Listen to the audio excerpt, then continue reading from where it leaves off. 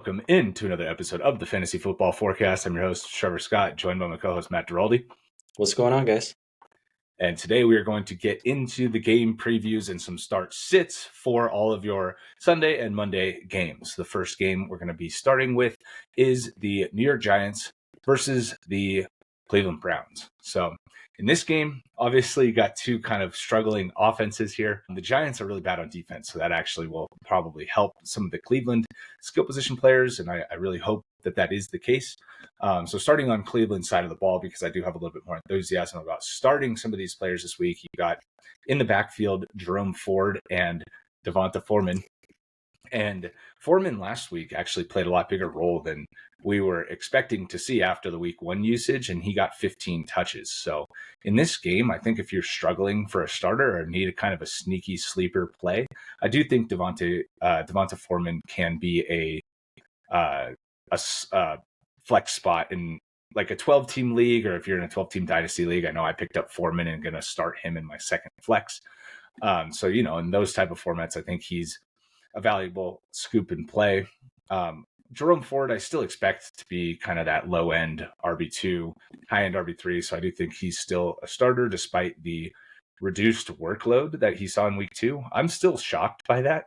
And he was so much better than Foreman that I'm not sure I understand what the thinking was there to kind of limit his workload, or if that was by design or something. I don't know. But I do still think that I would play Ford over Foreman this week, but I would temper expectations on Ford because I was starting to think after week 1 that he could play his way into a top 12 running back while Nick Chubb was out, which I don't think is the case anymore. On the other side of the ball for New York, obviously the only game in town at running back is Devin Singletary. Against this Cleveland defense, I'd start only in a pinch. I would start him over Foreman, but really I think he's more of a sit this week, despite the fact that he kind of went off last week. But that's Washington. That's the Commanders. Everybody's going to be a start against the Commanders. So going to the receivers, obviously it's Neighbors on the Giants side. You're starting him. There's no question there. And it's Amari Cooper on the Cleveland side. I can understand if you're not going to start Cooper. He has been terrible through 2 weeks. If you're in a 2 wide receiver, 1 flex league, there is a pretty strong chance that you're going to end up sitting him just because of the other options that you probably have on your team. But that's also why we just so strongly recommend 3 wide receiver and a flex, because in that sort of format, in this good of a matchup, Cooper is not somebody that you're going to be able to bench. And so, that's kind of the difference in format there. If you only have a 2 wide receiver league, you're probably benching him. In a 3 wide receiver league, I still think he's a start. At the tight end position, I don't expect Njoku to play. So nobody for Cleveland is worth playing. And then New York doesn't really have a tight end. So for that game, I think just quick recap, you're starting Ford, you're starting both Amari Cooper and Malik Neighbors, and nothing from the tight end position. Yeah, and just cross your fingers that this game isn't on in your local area, because it's going to be ugly. Moving on to next game, we got the Packers at the Titans. We got Josh Jacobs. You're obviously starting Jacobs. He had 32 carries for 151 yards last week. He's our RB11 this week. There is a chance that Jordan Love plays, which will obviously give an overall boost to the offense. And while Jacobs' touches will go down, we could see some more high-value red zone opportunities from him. So he's locked and loaded as a starter. We know Marshawn Lloyd is unfortunately on IR, so Jacobs is really the only game in town. On the other side, Tony Pollard. You're starting Pollard. He's our RB18 this week. He's the RB13 in fantasy right now. He's had 33 rush attempts and 10 targets over the course of the first 2 games. Spears has been banged up a little bit, so don't start Spears. He said he's going to play, but a little too much risk on that front. On the wide receiver front, for the Packers, this really to me depends on whether or not Jordan Love plays. If he doesn't, I'm sitting all the Packers wide receivers. If he does, I think Jaden Reed could be a decent play. You could talk yourself into Christian Watson as a boom bust play. Dobbs is on the field for every snap, but maybe not the best play. On the other side, Calvin Ridley, he's had a good season so far. He's wide receiver 14 on the season. We talked a lot about him in our mock drafts. It seemed like every team that we did, we had Ridley because we were so much higher on him than consensus. And of course, in our league, neither of us ended up with Ridley. He's got a good matchup against the Packers. Well, you didn't. So I know. I know I ended up going with my third quarterback, which is something I didn't do in any of the mocks. So like that Yeah, was kind of the spot where I could have taken him in the ninth round. I know. We'll see how that ends up turning out with Ridley rest of season. But Packers are a good matchup against the pass. They've given up the eighth most passing yards on the season. From the tight end perspective, you're sitting both tight ends in this game for Green Bay and Titans. Going down to the next game here, we got Chicago and Indianapolis. I do hope that Indy bounces back in this game based on how poorly they played last week. Jonathan Taylor still rushed for over 100 yards, but didn't get the ball that much. Didn't play at all in the fourth quarter, and Steichen just said we weren't going to manufacture him touches in a pass happy approach at the end of the game. So I thought that was interesting. Obviously, he's still a locked and loaded starter. We have him ranked at running back 7 this week. You're not messing with him in your starting lineups. And then in Chicago, there's DeAndre Swift. We don't even have him ranked in our top 25. He's a bench. He's a sit this week, and he's a sit until further notice. At the wide receiver positions, you have Pittman on Indianapolis' side. I do think that his start has been disappointing, but he's gotten at least a decent amount of volume, 15 targets through 2 weeks. He just needs to increase his yards per target because it's down at like 3.5 right now.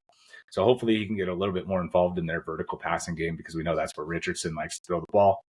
And I do think that Josh Downs in a desperate situation, a 3 wide receiver flex or 3 wide receiver 2 flex league, is someone that you can put in. I do expect him to be playing over Alec Pierce, who's kind of filled that downfield role through the first couple weeks of the year. And so I think that he could have a decent role here in his first game back. On the Chicago side, I think DJ Moore is going to be the focal point in this game. I really hope that they kind of turn a corner here. Caleb we have down at the bottom end of QB2. Go check out our QB video for that one. But Keenan Allen missed practice back-to-back days. So maybe he gets a limited session in and plays, but I have a feeling he's trending towards not playing. He just wasn't very effective in week 1. It was kind of the same injury, and they just decided to hold him out until he's healthy, which, by the way, that injury is so annoying. You got a heel injury because he had new cleats on like the week before the season started. Like, dude, come on. Don't be breaking in cleats a week before the season starts. Rome Odunze, he did get a limited practice on both days, so I think he's trending towards being more healthy. I watched a little bit of his tape, and he was open a lot more than Caleb, than his stat line would have indicated, and then his targets would have indicated. So I hope as well that they try to concentrate their passing game a little bit more on DJ Moore and on Rome Odunze. It's a little frustrating that it hasn't been that way, but I hope again this week is going to be a turning point for them against a beatable Indianapolis defense. Yeah, we talked about that quite a bit in the quarterback episode with Caleb Williams. Just the offensive play calls are just atrocious. So hopefully they can turn that around. I'm sick of seeing like these passes to DeAndre Carter when you've got DJ Moore and your number 9 overall pick Rome Odunze playing. So we'll see. But until further notice, like don't start Caleb in SuperFlex. Yeah, it's also just annoying too that they have Kmet and Everett that they're trying to get playing. Just play more 12. Just get both of those guys on the field, have 2 wide receivers because those 2 can kind of handle the slot responsibilities, and you have 2 excellent outside wide receivers. Just concentrate the ball at the receiver position out there. Stop messing around with the slot position. I know that's a big part of their offense because Keenan Allen, right, was expected to be playing, and he is supposed to be the one gaining a lot of targets, being the safety blanket. So I understand the desire to kind of keep that role going. But just in games he's not going to play, just have some way to adjust the offense to get the ball pushed more to the outside. Yeah, Caleb can make the throws. Just let him try. Game plan for that, right? It's like Keenan wasn't practicing. He's still not practicing. Like, don't pretend that. I don't know. It's just don't let really Carter lead your team in targets. Like, it's just unacceptable. So I don't know. Hopefully the offensive coordinator there kind of figures it out, gets his footing a little bit with his personnel, and realizes that throwing it to Carter is not the way that you're going to be playing. No tight ends in this game, so we can move on. So moving over to Texans at Vikings. From the running back perspective, we don't expect Joe Mixon to play this week. He missed another practice on Thursday. Cam Akers, potential desperation play if Dameon Pierce misses this game as well. But I wouldn't be really starting him with confidence. On the other side, Aaron Jones, he's our RB20 this week. He's had 31 touches through the first 2 games to Ty Chandler's 21. So this is a little bit of a committee. On the wide receiver front, Nico Collins, you're starting Nico every week. He's our wide receiver 6 this week. Minnesota is a good matchup for wide receivers. They've given up the 8th most yards through the air.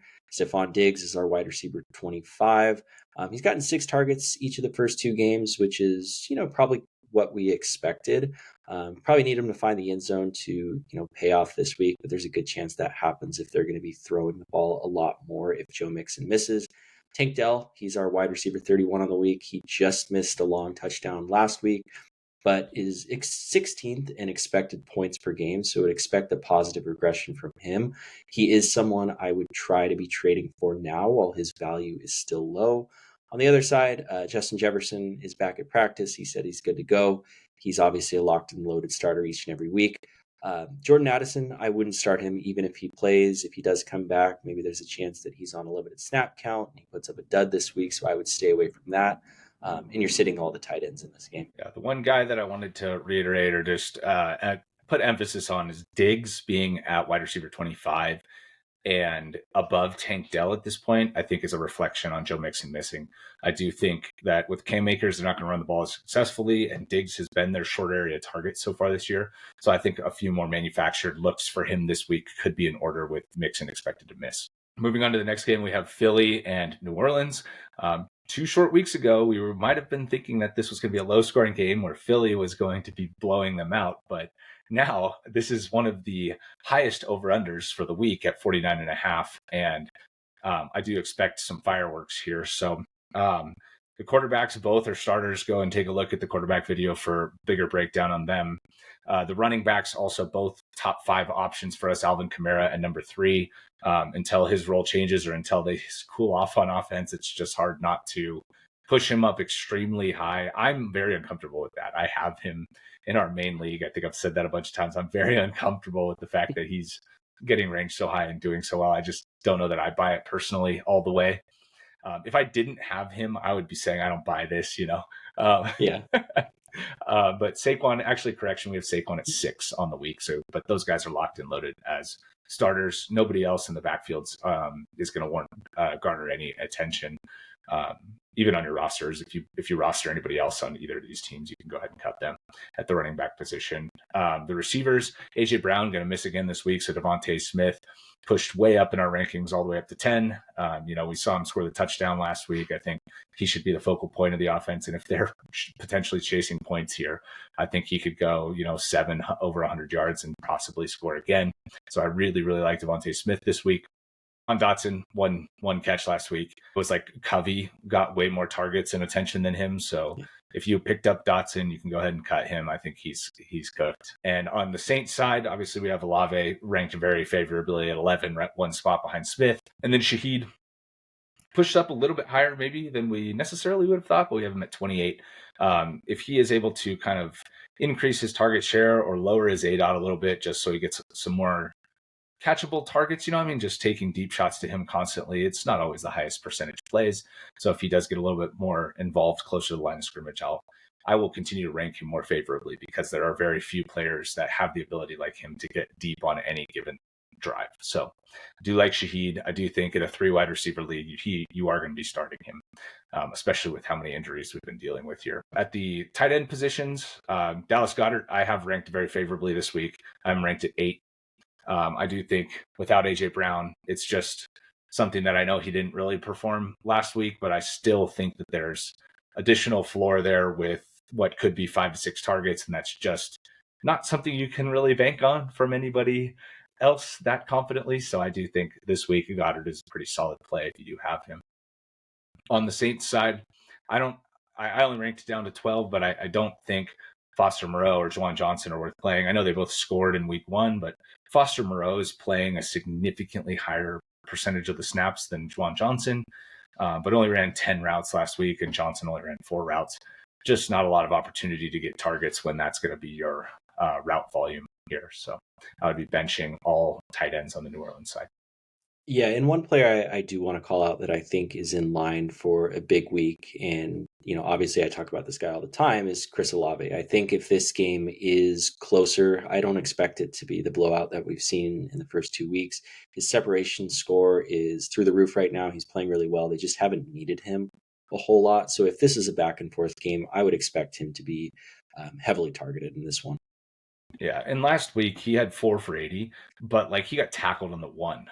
If he had on the Derek Carr QB sneak, right? If he had just gotten in there and it was 4 for 81 and a touchdown again, and be feeling a lot more confident even with his early season production. But I think he's locked and loaded as a star receiver. Moving over to Chargers at Steelers. So if you are a fan of old school, hard-nosed, smash-mouth football, this is the game for you. I know that Harbaugh and Tomlin are just licking their chops for this one, just a battle within the trenches. On the running back side, J.K. Dobbins, of course, he is the RB4 on the season. We all saw that coming.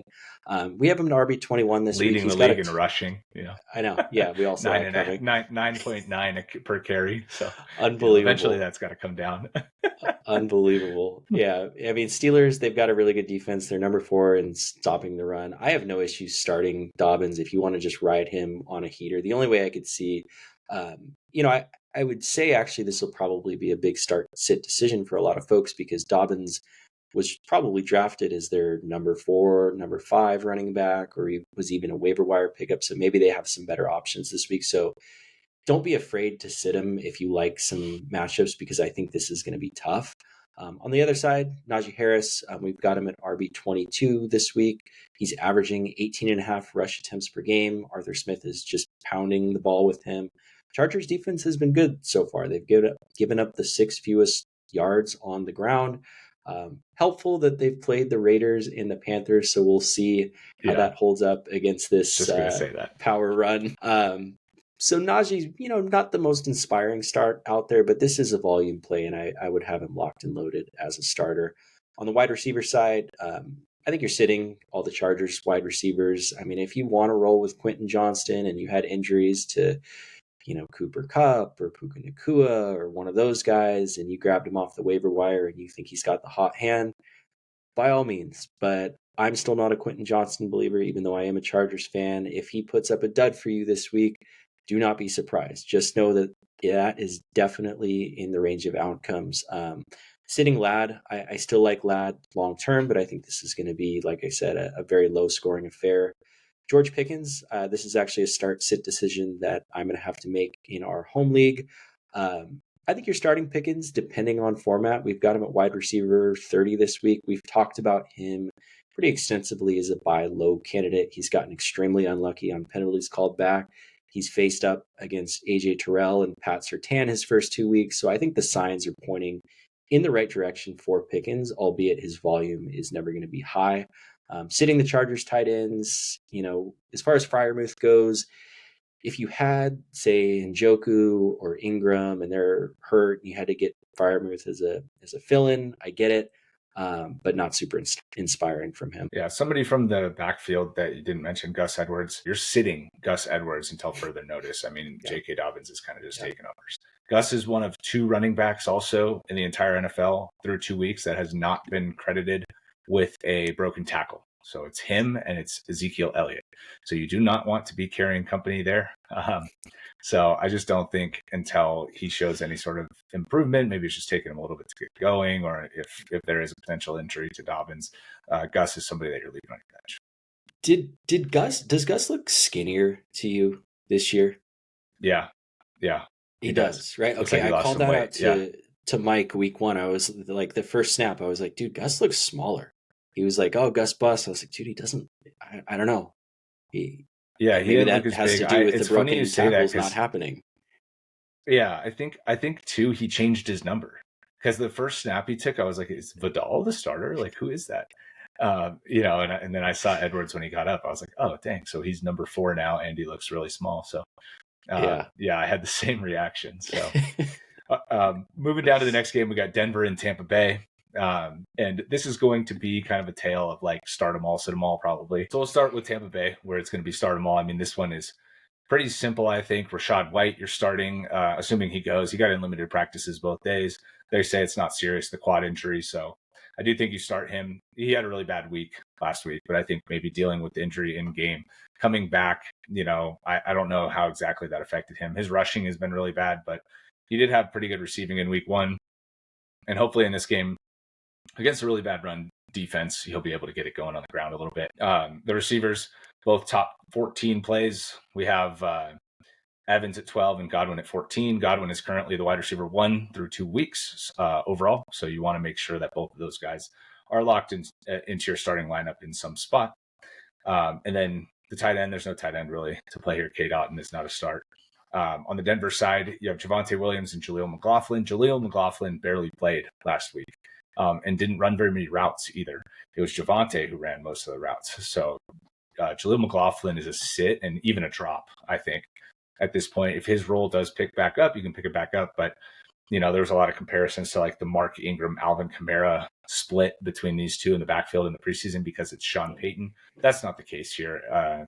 McLaughlin, it was a nice story, I think, in the preseason, but he's unfortunately at a spot where you're probably not going to be looking to play him unless something happens to Javonte. Javonte, I think you can start if you are desperate. I personally would list him as a sit in this game just because Tampa, I think, can have the ball a lot. They have a tough run defense.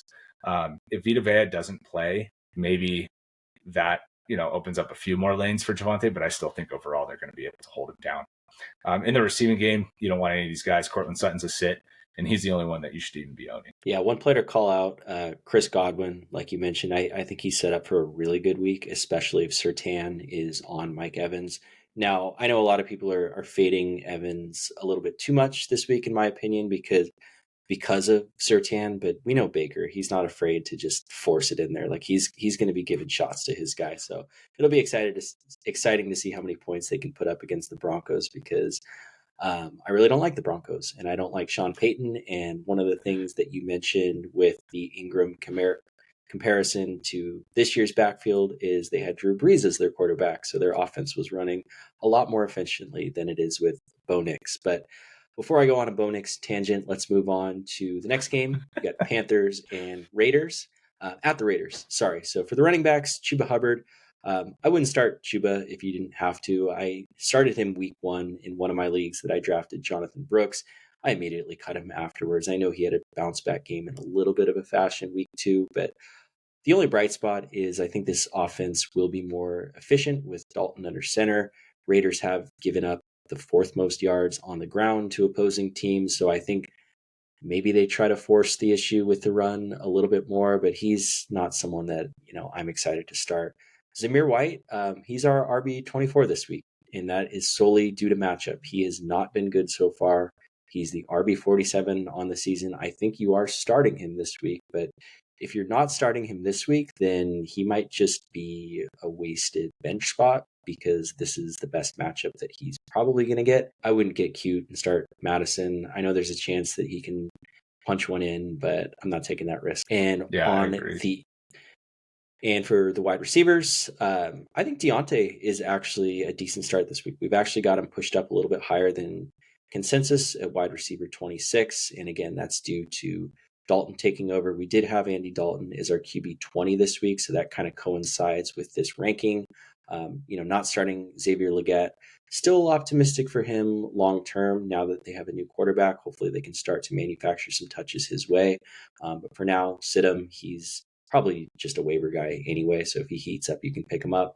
On the Raider side, Devontae Adams, great matchup for him. He's our wide receiver 9 this week. Jacoby Myers, I wouldn't start Jacoby Myers. I think you and I both think that Myers is a very good, underrated wide receiver, but it's pretty clear right now that Bowers is the number 2 target on this team, so I don't want any part of Gardner Minshew's number 3. Leading into the tight ends, Brock Bowers is locked and loaded. He looks great. He's our tight end 2 on the week. And then Panthers, you're not starting their tight ends. Yeah, one thing that you said that I wanted to just highlight, the Raiders have the 4th worst against the run so far, but their matchups, I mean, they got the Chargers who are just trying to run and J.K. Dobbins in his kind of breakout game, and then they got the Ravens. I mean, anybody that has played the Ravens through 2 weeks has a very high chance of being ranked very poorly against the run. So I don't necessarily think they're bad against the run. I think they've had 2 tough matchup, so it wouldn't be surprising to see Chuba Hubbard struggle here in this game. Going down to Miami and Seattle, the Miami offense, unfortunately, is going to be held back by the fact that Tua is out, but I still have a lot of faith in Devon Achane, somebody as explosive as him who just is coming off a game on Thursday night with 29 touches. I'm going to just push him up into the top 5 pretty much no matter what the situation is. I want that player in my lineup over pretty much anybody else. He's got 7 receptions both games. I have no doubt in the role. I have no doubt in the talent, and I don't care what the situation is other than that until he gets hurt or until that role changes. He's going to be locked into my top 5 no matter what. At receiver, I still have Hill at 4. I've seen him as low as 7 or 8 this week, but I still think even last year or the year before, whether it was Teddy Bridgewater, whether it was Skylar Thompson at quarterback, Tyreek Hill kind of continued to produce.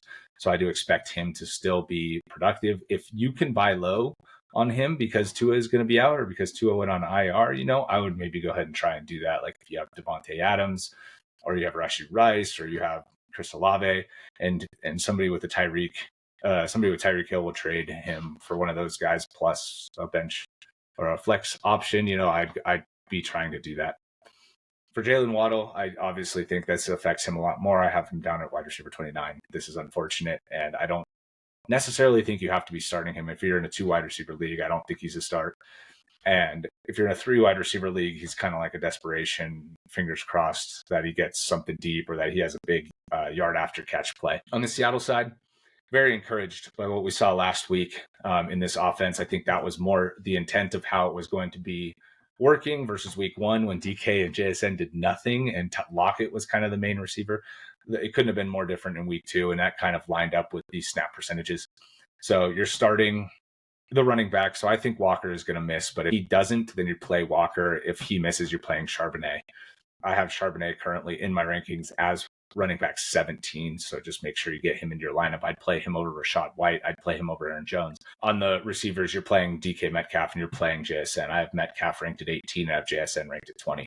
I think both of them are going to get a lot of volume against this Miami team. And I think that they should be able to maintain control of the ball since Miami doesn't have Tua, and that they could have big weeks. And you're not playing either of the tight ends. If you picked up Jonnu Smith, go ahead and cut him without Tua. The offense is not going to be good enough to be supporting a Jonnu Smith. And then Seattle has Noah Fant. Could be interesting if you're in a deep league or if you're in a dynasty league, you waited a long time on tight end and you have to play Noah Fant. That's pretty much the only situation where he's going to be here. Moving over to Ravens at Cowboys. So this should be a really good game this week. From the running back perspective, you're obviously starting Derrick Henry.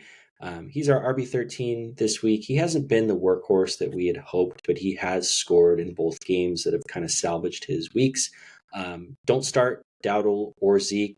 Ravens have been the best defense against the run by far. Dallas is going to throw a lot. They're still splitting carries. I do hope that Zeke kind of goes away. You talked about him not breaking any tackles, similar to Gus Edwards. So hopefully Dowdle takes a step forward in this game, but I am not starting him. But I am keeping him on my bench for now. Wide receivers, Zay Flowers, start Flowers. He is our wide receiver 17 this week. He's gotten 10 and 11 targets the last 2 games. He's currently 6th in expected points per game. So if you're into that sort of advanced stats type of thing, we should see a positive regression from him. CeeDee Lamb, that's obvious. Nothing to say about him. Sitting Brandon Cooks, Jake Ferguson is expected back this week. Cooks had kind of a stinker of a week 2 after he was a hot waiver wire week 1 ad. Tight ends, Mark Andrews, locked and loaded. Isaiah Likely, you can start him for the upside. We have him tight end 12. At this point, I might play him over someone like Kyle Pitts, to be honest, just because Pitts looks not so good. And then Cowboys, if Ferguson does come back, what's your better option, right? So I would put Ferg back into the lineup. Next game we got here is the 49ers and the Rams. The Rams are obviously in a world of hurt, right? And their defense is not looking good at all. They are terrible against the pass. So both of these teams are so banged up on offense too. It's insane, right? So let's start with the Rams here, right? Cup out and Puka out. I think you will want to start Demarcus Robinson if you're in a deep wide receiver league, like 3 wide receiver flex league, right? Or a 2 wide receiver, 2 flex. I do have him ranked at wide receiver 35. I do have some hope here that he can be productive as the number 1 in this offense. It's just a very difficult matchup with the 49ers. I know the 49ers have given up some passing game work. So if you look on Sleeper, they're going to be a green matchup, but just know that overall, they're still a very good defense. And I do think DeMarcus Robinson isn't necessarily the best number 1 that they're going to face. So you're starting Kyron Williams running back, right? So he should see an uptick in targets and in passing game usage. So I think he probably gets into the end zone here in this game, and he could see 5-6 targets. So I have him pushed all the way up to running back 10. I have him just behind James Cook. So I do think he's a very strong play this week. And then at the tight end position, you're not starting Colby Parkinson. On the San Francisco side, they've got McCaffrey out, obviously. Debo is out with a calf strain. And now Kittle popped up with a hamstring injury after practicing on Wednesday. He did not practice on Thursday, and it sounds like they're going to be cautious with him. So I did not rank him this week. I did mention in the past that I do think with the injuries, right, that Kittle could be tight end 1 overall, but he's not going to play. So you're not starting any backup tight end here, and I think it's just going to be Jordan Mason and Brandon Ayuk focused, with Juwan Jennings kind of filling in the gaps as the third option on offense here. So if you're desperate in a 3 wide receiver flex league, I think Juwan could be an interesting play. I don't have him ranked in the top 35 wide receivers, so I probably would be looking elsewhere, but I wouldn't blame you after he did okay last week. And with how banged up the offense is, if you want to go in that direction. Moving over to Lions at Cardinals. So this game is one of the games of the week. This should be very exciting, a high-scoring affair. From the running back side, Jahmyr Gibbs, locked and loaded starter each and every week. He's only RB14 on the season thus far, so underperforming a little bit, but I would expect him to continue to improve. He's our RB8 this week. David Montgomery, you're starting Monty. He scored a touchdown in each game so far, and in 8 out of his last 9 games, that kind of is all he does. He's our RB23 this week. I know he's not always the sexiest start, but he just seems to get it done each and every week. On the other side, James Conner, you're starting Conner. He's our RB12 this week and has been great thus far. We talked about him a lot in the pre-draft process, his ceiling when he is on the field, but just remember, please, if you are a Conner owner, have Trey Benson stashed on your bench. On the wide receiver side, St. Brown, locked and loaded each and every week. He had a nice bounce back week 2. Got a little bit banged up, but he is full practice. He's good to go this week. He's our wide receiver 3. Jamison Williams turning into a must start. He's wide receiver 6 on the year. He's got 9 and 11 targets his first 2 games. We've got him at wide receiver 23 this week and can obviously outperform that. On the other side, Marvin Harrison, nice bounce back in week 2. We've got him at wide receiver 13 on the week, which might be a little bit lower than consensus, but is a locked and loaded starter, obviously. I think you're sitting Greg Dortch unless you had like Cup and Debo in like a 3 wide receiver flex league go down and you're desperate just to grab a piece of this high scoring game, but not super inspiring. On the tight ends side, you're obviously starting Laporta and you are starting Trey McBride, who we actually have as our tight end 1 this week. So we've got Kansas City and Atlanta. Kansas City, obviously a very hot topic with Isaiah Pacheco being out with a fractured fibula, looking at 6 to 8 weeks. So there was a lot of discussion about who to pick up, which running back you want to go after. And there was like 4 options, which made it like crazy to think about how different the expectations were from person to person. They did sign Kareem Hunt, and he's the one that I expect over a longer term to be the one that you want. But for this week, I think Carson Steele is going to be the main runner on the ground and probably going to split work with P. Ryan. P. Ryan's going to take the passing game work. So if you're in full PPR, I could see preferring P. Ryan to Carson Steele, but I do think Steele could be pretty efficient on 12 to 14 carries, maybe a target or 2, with a high chance to score in this game. P. Ryan is somebody that I would probably sit unless you're in a deep PPR league, like I mentioned. I don't have a ton of hope for him, although we have seen him be successful in the past as a backup, but it's just he's not the only game in town, so I don't think that that's going to be in the cards for him. And I expect Kareem Hunt to be inactive this week.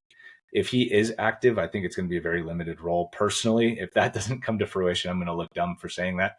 But I do think that it's going to take him more than just 4 days to kind of get going. It would be one thing if he had gone through a training camp with a team or something like that, but he's getting signed as a free agent at this point. So I would temper expectations this week on Kareem Hunt. The fourth guy in the backfield, Clyde Edwards-Helaire, if you have an open roster spot or an open IR spot and want to make a speculative ad there, go for it. Only if you have an open spot, though. The wide receivers, it's just Rashee Rice. Have him pushed up to wide receiver 8 this week. I think he's a great start. Locked and loaded, make sure he's in your lineups. And Xavier Worthy, unfortunately, kind of came back down to earth. Week 1, he had 3 touches and scored on 2 of them. And then we kind of saw what happens when that is your role and then you don't score. And, so I have him ranked at wide receiver 33. So in a deep wide receiver league, I could see playing him as a flex spot if you're shooting for some upside, or if you're projected to lose by a lot type of thing. Maybe you put him in there for the possible scores.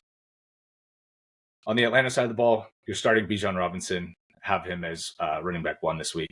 You're starting Drake London, have him as wide receiver 16. Darnell Mooney, desperation flex. I do think if you don't have him on the end of your roster and you have question marks, or you're looking for a guy to kind of bolster your bench, I do think he's worth a speculative add at this point. And then the tight end Kyle Pitts, I have him as tight end 10, but like Matt mentioned, it's not like we're oozing with confidence in that ranking. So if you want to go down to somebody else, you want to play Firemouth, you picked up Mike Gesicki and you're excited about him. If T Higgins is still out, like we're expecting, I could understand any of those over Pitts, but we do have him ranked at number 10 right now.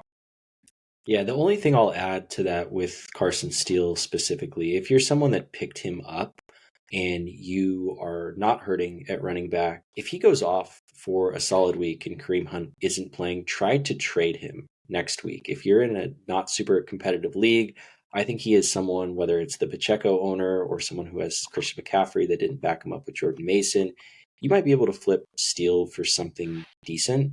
And just say, hey, this guy's great. He's young. Kareem Hunt is washed. This is an excellent offense. Pacheco wasn't this high-profile draft pick. You can create a story around that. So he's someone that keep him on your bench if you don't need him. Hope he goes off, and then try to flip him for someone next week. Yeah, you didn't even mention the preseason numbers either, right? I mean, he was the preseason darling and at running back this year. His pet alligator or crocodile, whatever. He's kind of an urban legend at this point. Yeah, so you can definitely sell someone on all that. Moving over to the first game of the Monday night window, we've got Jags at Bills. From the running back perspective, you're starting Travis Etienne. He's our RB 14 this week. Bigsby is banged up, but is expected to play. So it'll be interesting to see his snap share, because week 1, their snap percentages were a lot closer than maybe we had expected. Bills do have a tough defense overall, so don't start Tank Bigsby. On the other side, James Cook, locked and loaded starter. He looks great. He's our RB9 this week. He's currently RB5 on the season.